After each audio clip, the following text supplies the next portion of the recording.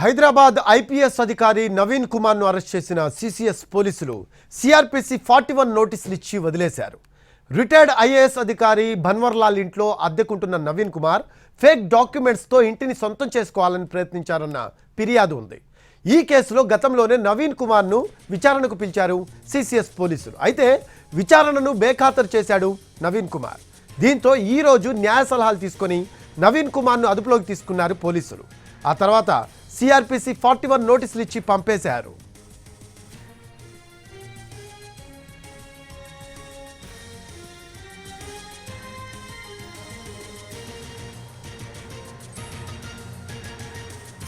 Breaking చూస్తున్నాము. Hyderabad IPS అధికారి Naveen కుమార్ను arrest చేసిన సిసిఎస్ పోలీసులు సిఆర్పిసి 41 నోటీసులు ఇచ్చి వదిలేశారు.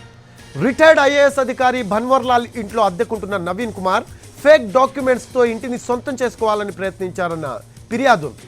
ఈ కేసులో గతంలోనే నవీన్ కుమార్ను విచారణకు పిలిచారు సిసిఎస్ పోలీసులు. అయితే విచారణను బేఖాతరు చేశాడు నవీన్ కుమార్. దీంతో ఈరోజు న్యాయ సలహాలు తీసుకొని నవీన్ కుమార్ను అదుపులోకి తీసుకున్నారు పోలీసులు.